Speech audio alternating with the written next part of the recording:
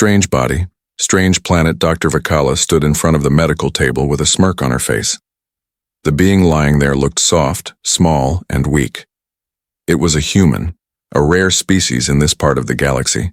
The Galactic Hospital had never received a human patient before, and the other alien doctors gathered around to see this strange creature. Primitive species, Vakala said. Their biology is messy and slow. Weak muscles, simple brains, and fragile organs. It's a wonder they survived evolution at all. The others laughed with her. They were used to strong alien bodies with multiple hearts, thick skin, and powerful minds. Humans to them were nothing but a joke.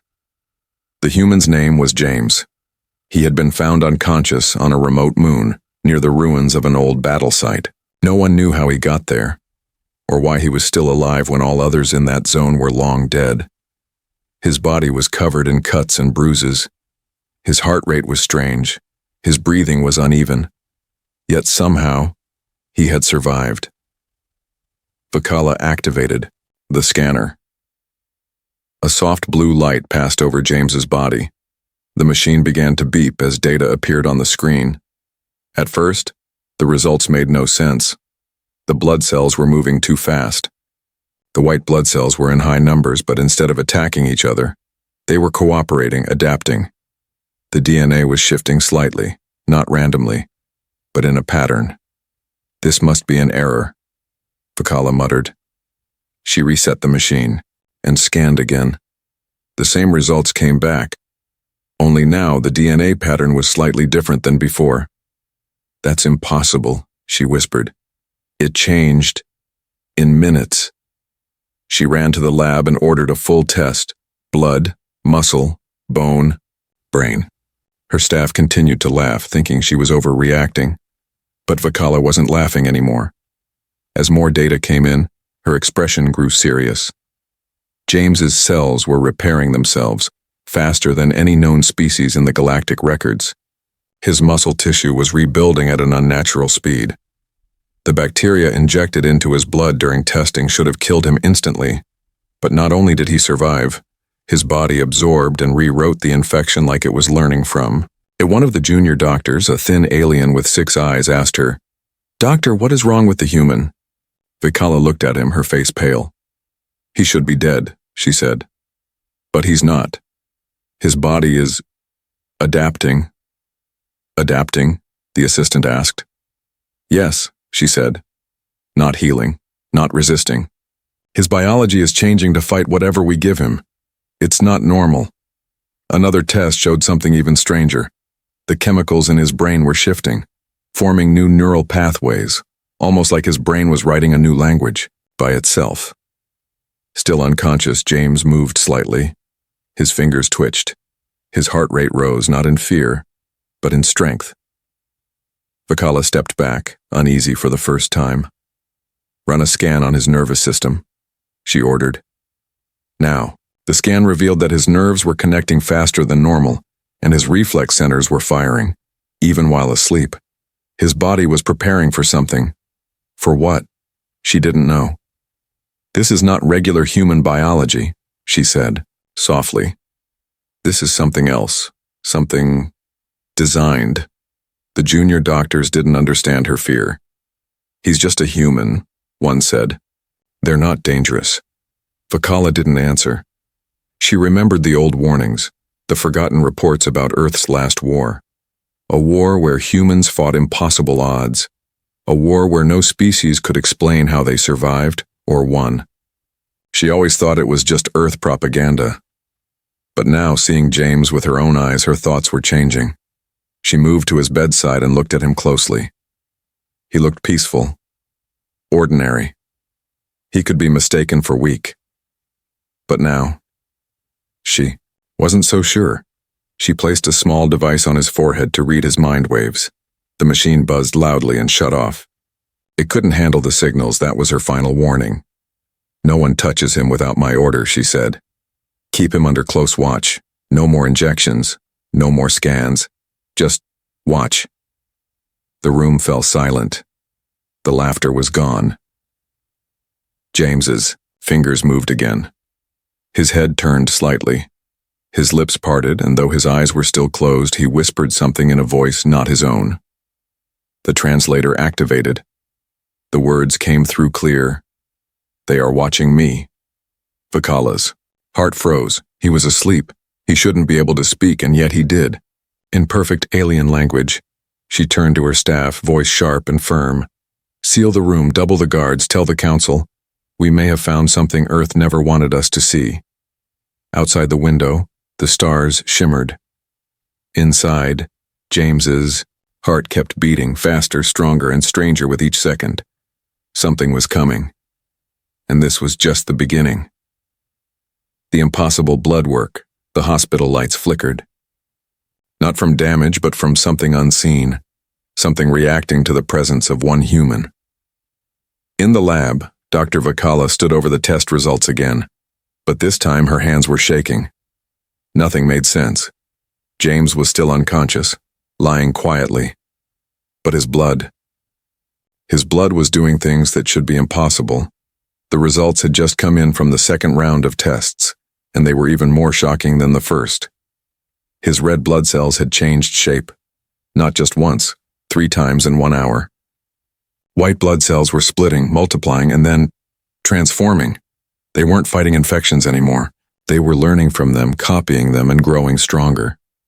"This can't be real," Vakala said under her breath. She had seen blood from over 100 species in her life. Warriors from the Vathor Empire, poison-resistant hunters from Zoltar Prime, and even the lava-breathing beasts of Rokan. But never had she seen blood that evolved in real time. James's blood wasn't reacting like it belonged to a living being. It was acting like a smart system, adapting, correcting itself, and rewriting the rules of biology. It didn't just heal, it improved. When the virus sample was injected earlier, a common test for immune reaction, James's body didn't just kill it. The virus had been broken down, studied, and then restructured into a harmless form. Now his body carried the virus like a shield. "His body kept the virus," said one of the young alien assistants. "Why would it do that?" "To learn," Vakala replied, voice cold. "It keeps what it defeats. That's not healing. That's evolution in motion." Another screen beeped. New test. Bone density. Normal humans had soft bones compared to most alien races, but now James's bones were denser than before, almost twice as strong. The scan showed signs of fresh growth. "Are his bones rebuilding themselves?" the assistant asked. "Yes," Vakala said, "and with every hour, they're becoming stronger, thicker, smarter." "Smarter." The assistant laughed, trying to calm the rising tension. Vakala didn't smile. Bones are where the body stores key minerals, signals, even memory in some species. His bones are holding information, like they're preparing for something. Room went silent again. Another test came back, this one from James's brain. The machine refused to print the full result. It simply displayed one line. Signal overload. Conscious state. Unstable awareness. Vakala stared at those words. Unstable? Awareness, but he's asleep. Maybe he's dreaming? One tech asked. No, she replied. He's not dreaming. He's learning. And it's not only from us, it's like his mind is reaching beyond this room. She stood up and walked to the secure terminal. She typed a command to pull secret records, old war files from Earth's forgotten past. She had to know more, but the screen blocked her. Access denied. Terran protocol. Level Omega clearance required. Only the highest galactic commanders had that level. Vakala's face darkened. Why would a medical file be locked behind war-level security? Just then, an alarm sounded from the test room.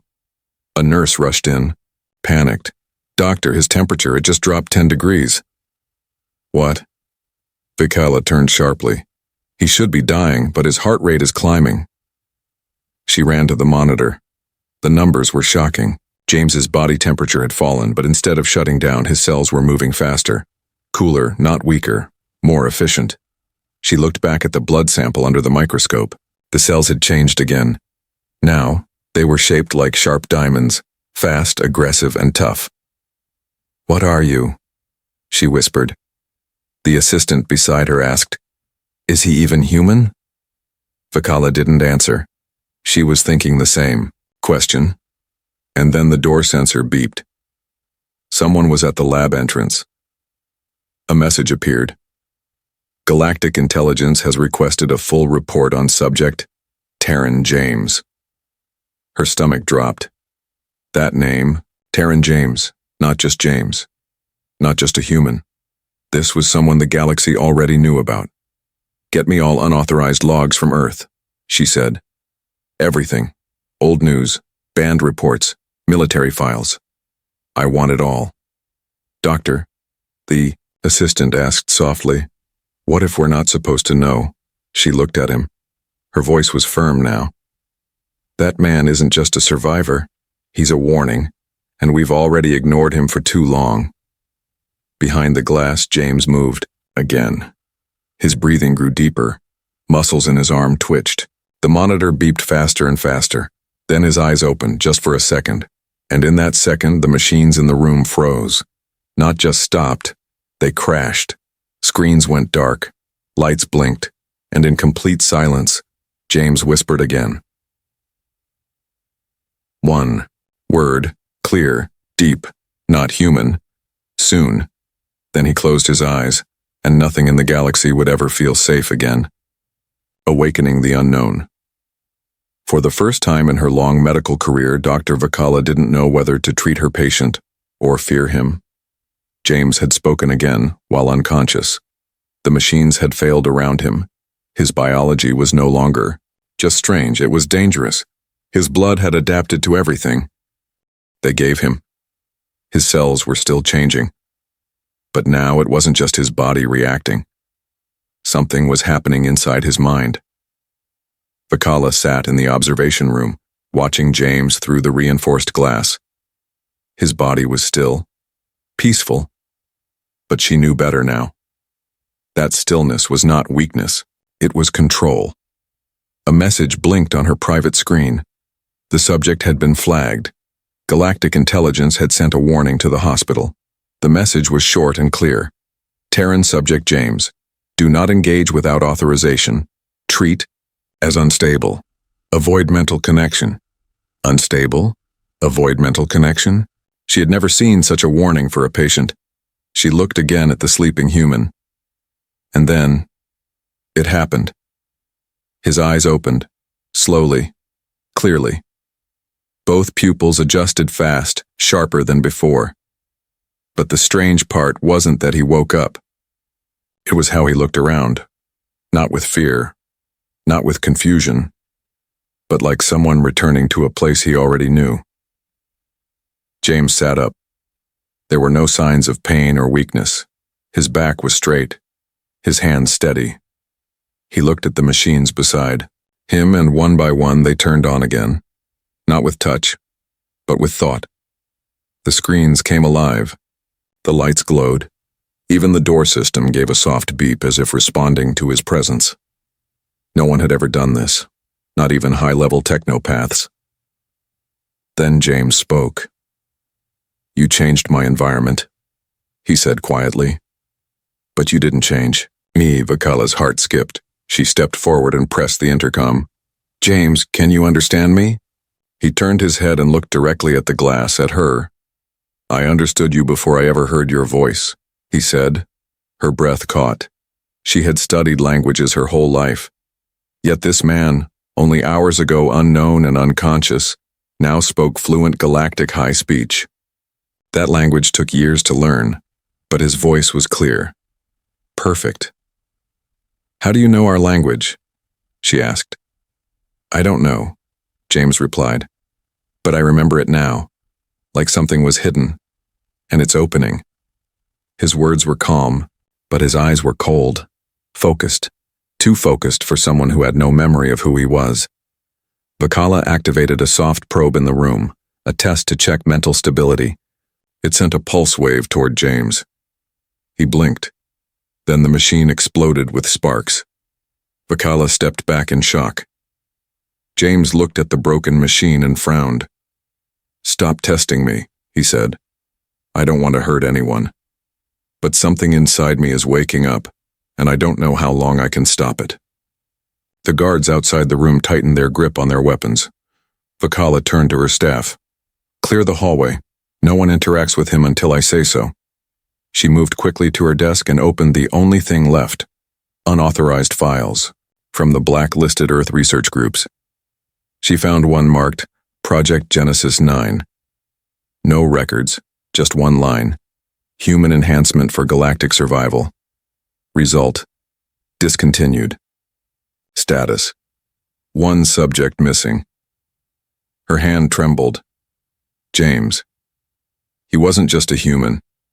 He was the missing subject from an illegal human experiment, designed for survival, built to evolve under stress, hidden to protect the galaxy from knowing what humans were becoming. James was not born strong. He was made. Back in the room, James touched his own chest. "Something's wrong," he said softly. "I feel like I've been here before, but not in this place, in this war." "What war?" Vakala asked. James looked up at the glass again. "The one that's coming," he said. "The one I was created for." Vakala didn't answer. Her thoughts were racing. If Earth truly built him for war, and the galaxy didn't even know, what else had they hidden? The question was no longer, what is James? It was, why did Earth send him here? Or worse, did Earth know he would wake up here? James stood up from the bed. His strength was clear now. His muscles had grown. His movements were precise. A normal human wouldn't have survived. But James was no longer a normal human. He walked toward the door. The guards raised their weapons, but he didn't stop. He simply placed one hand on the door panel. The metal melted under his fingers, not burned, not forced, just melted. He stepped into the hallway. No one dared move. He looked down both ends of the corridor, then turned to the camera above him. "Tell your council," James said. "The human you feared no longer exists, and the one that remains was built for more than fear." Then he walked forward, and the lights dimmed behind him. Alien fear, the galactic hospital had never gone silent before, not like this. No alarms, no voices, no movement, just fear. Real fear. The staff didn't speak it aloud, but their eyes showed it. Every guard that watched James walk through the corridor felt it. His steps were quiet, but they echoed like thunder in their minds. He didn't touch anyone. He didn't attack, but that made it worse. He wasn't angry. He was calm, and that terrified them. Dr. Vakala watched the security footage as James moved past each checkpoint without force. The doors opened for him without commands. The machines didn't resist him. It was like the hospital itself had accepted him, as if he belonged here more than they did. "He's not hostile," one of the officers whispered. "He's not doing anything." Vakala didn't blink. "That's the problem. He doesn't need to do anything." The Galactic Council finally responded. They didn't send help. They sent questions, demands, orders. Control the subject. Sedate him if possible. Use full defense protocols. Vakala ignored them. She had already tried scans, injections, and tests. None worked. James's body had stopped following the laws of biology. Now it followed something else. Something written deep in his genes. Something waiting to be unlocked. She opened the old Terran file again. There was still only one sentence. But now she noticed a hidden line in the code. Built for survival. Evolved by trauma. Her heart sank. Every injury, every threat, they weren't weakening James, they were training him. That's why he was adapting so fast, and they were the reason he was evolving. In another part of the hospital, James paused. He looked at a wall display showing dozens of alien species and their evolutionary trees. He stared at it for a long time. His eyes slowly scanned the branches. Then he spoke quietly to the nurse nearby. "You all evolved to survive your worlds," he said. "But we evolved to survive you." The nurse stepped back in fear. She didn't understand how he knew that. James wasn't aggressive, but when he spoke, his voice carried weight, like he had seen the worst parts of the universe and walked through them untouched. He walked past the nurse, never looking back. That single moment was reported across the station. Rumors spread. Dora, human can control machines. He learns languages in seconds. He melted metal with his hand. But one rumor hit hardest. He knows what's coming. That last one reached the ears of General Drone, a senior defense commander from the Veltar sector. He immediately sent a message to the hospital. Do not let him leave. If he escapes, Earth will be blamed for a new threat. Back in the medical command center, Vakala stood alone with one question echoing in her mind. Was James a weapon or a warning? She pulled up a message from an old friend, an alien war historian who had once studied human war tactics during Earth's final global conflict. She hadn't spoken to him in years. She sent a single question. Did humans ever design soldiers that could change during battle? The reply came minutes later. Yes, but they stopped after one success. That success disappeared before testing was complete. Another message followed. If you found him, run. Her hands trembled. She turned to the live footage. James had reached the upper level. The guards had stepped aside. Not because of orders, but because none of them could look him in the eye. One of the guards whispered to another. He didn't touch his food, but he's stronger now. How is that possible? Vakala answered quietly from the control room. He doesn't get strength from food, he gets it from fear, from danger, from us. A deep realization hit her. They weren't protecting the galaxy from James.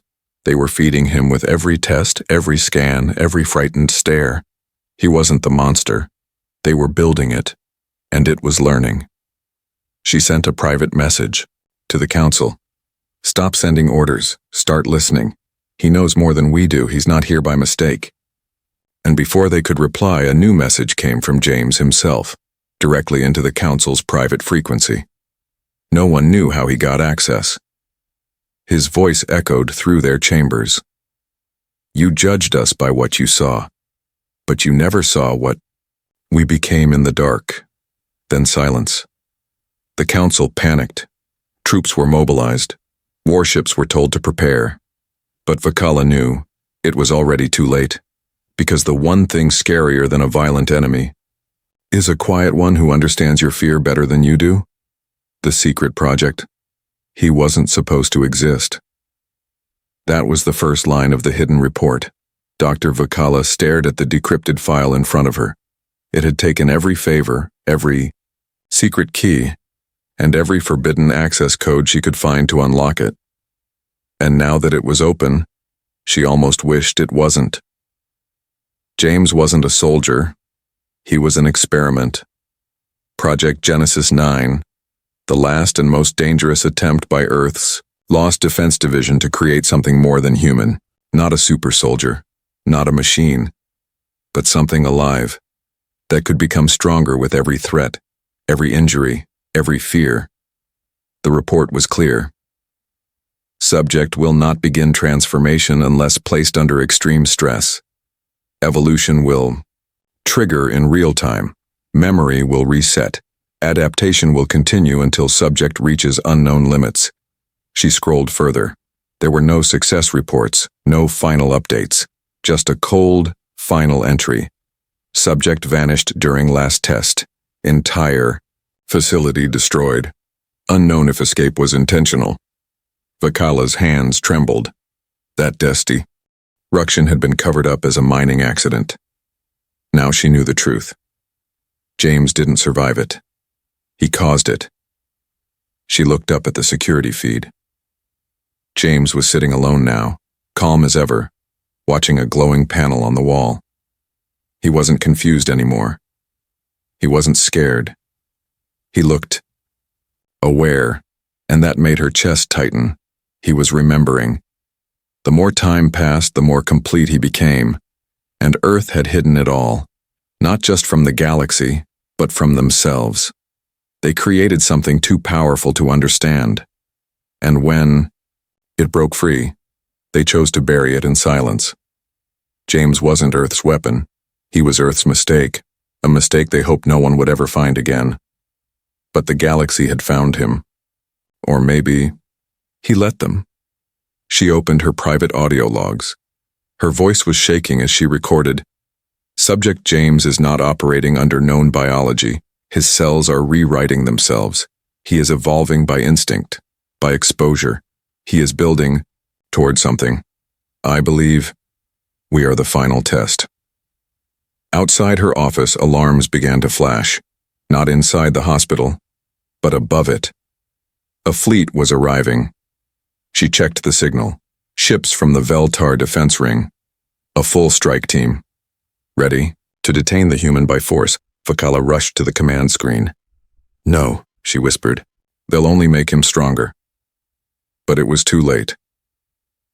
They landed. James stood up as the metal in the ceiling vibrated.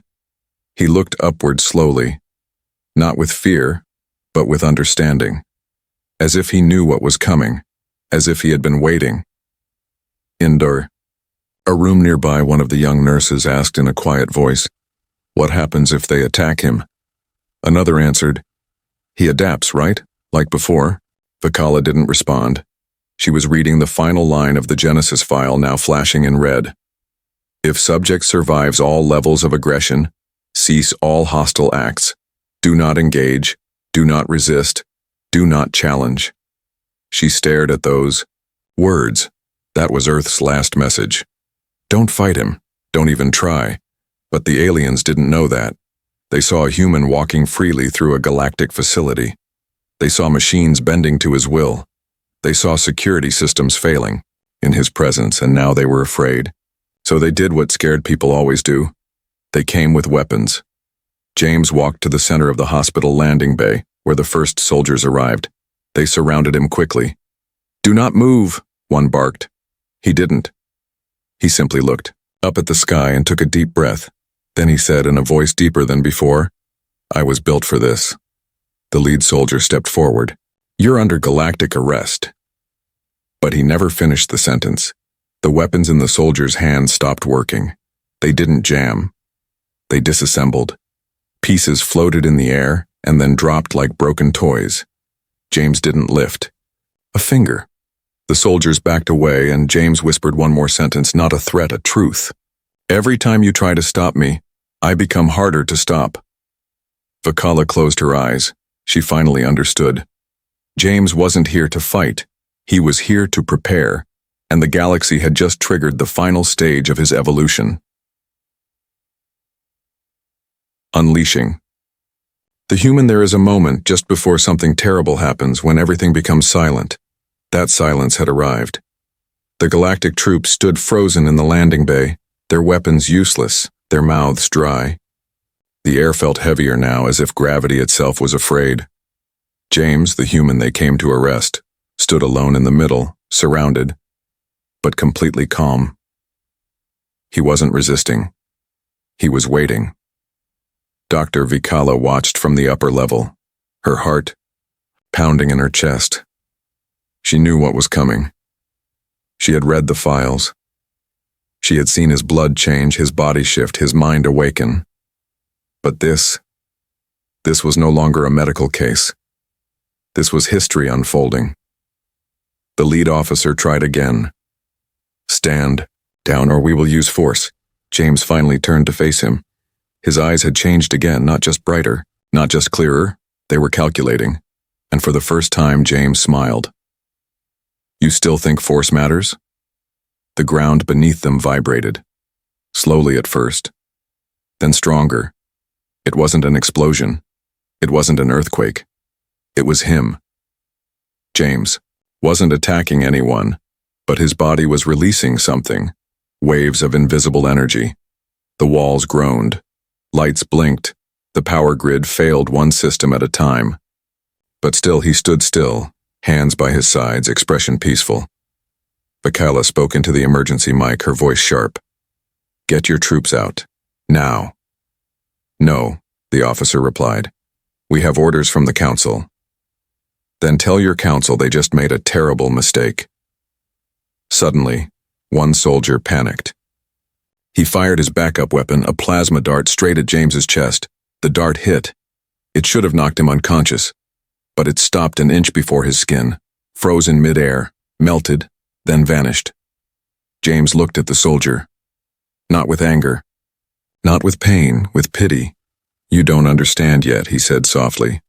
"But you will." Then his body changed. It didn't grow. It refined.